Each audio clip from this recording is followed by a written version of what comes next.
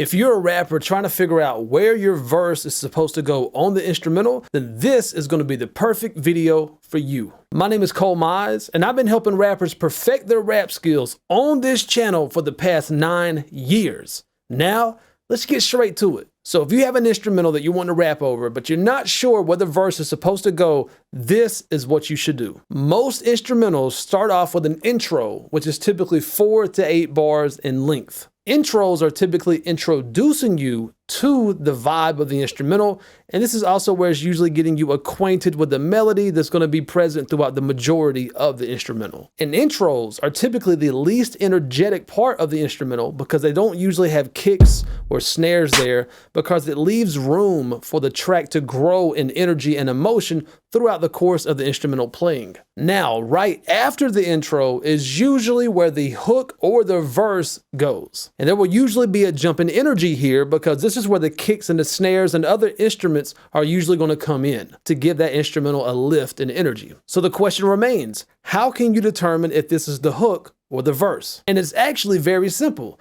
It's the length of this section that's going to give you the answer. You see, hooks are typically 8 bars in length, and verses are typically 12 to 16 bars in length. So after the intro, if the instrumental jumps up in energy for 8 bars, and then on the 9th bar, the instrumental feels like it dropped a little in energy because some of the instruments were removed, then it was the hook that came in after the intro, and the verse came in after the hook. But if the instrumental rises in energy after the intro, but it doesn't drop down after 8 bars, then this is likely the verse. Now you just need to determine the length of the verse. Is it 12 or 16 bars? Typically at the end of the verse, there will be some type of short drop of energy right before the hook comes in, or there will be some type of instrument added to create a transition between the verse and the hook. Now, when it comes to determining the length of the intro, verse, and the hook, you could count out the bars out loud to get the measurement. So like 1, 2, 3, 4, 2, 2, 3, 4,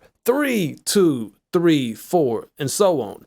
But I don't prefer that method because it takes way too long. I recommend that you measure these lengths of each section of the instrumental in your DAW of choice. And if you don't know what a DAW is, it's a DAW, which stands for Digital Audio Workstation.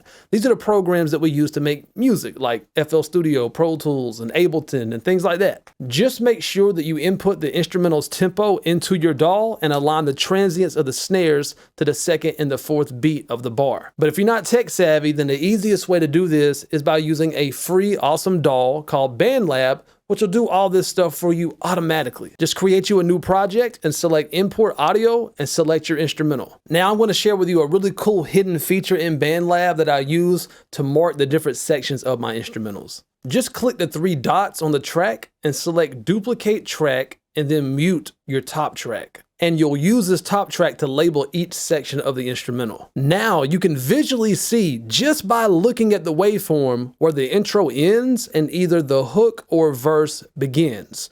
So I'm going to click on my top track and then click on the 5th bar and hit S on my keyboard, or you can click on the BandLab menu, click edit, then slice at playhead to make a cut. Now I can label my intro by right-clicking my first cut and select rename region and name it intro. Now let's take a listen to this, and this is an instrumental that I produced called Spaced Out. If you like it, I'll post a link in the video description below.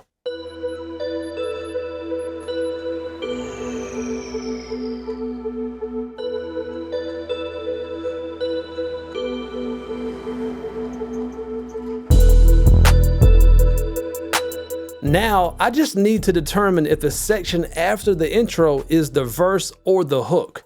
So I'm going to first test to see if it's the hook by playing the 8th bar after the intro to see if I hear any transitions happening which signify a new part of the song coming in. Let's take a listen. So I'm just going to count 8 bars from bar number 5. So 5, 6, 7, 8, 9, 10, 11, 12. I'm just going to play from bar 12 on the 8th bar.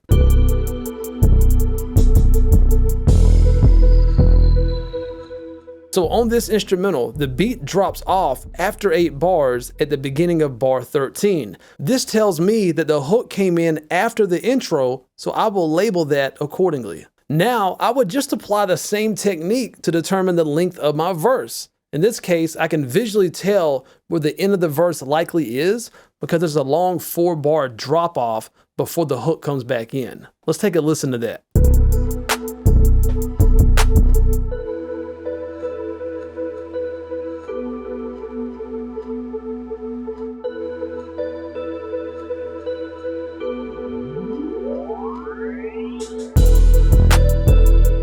Yep, that's the end of the verse, so I'll make another cut and name this verse. And this verse begins on bar 13 and ends on bar 24, which makes it a 12-bar verse. And you can keep repeating this process to label the rest of the instrumental song structure. And if you want to dig even deeper into songwriting, I highly recommend my Quick Guide to Songwriting for Rappers ebook, which I'll post in the video's description below. My name is Cole Mize with ColeMizeStudios.com, where I strive to make you a better rapper now.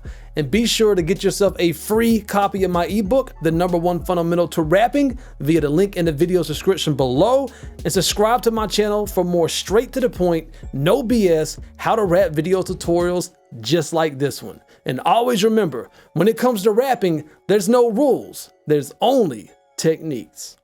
Peace.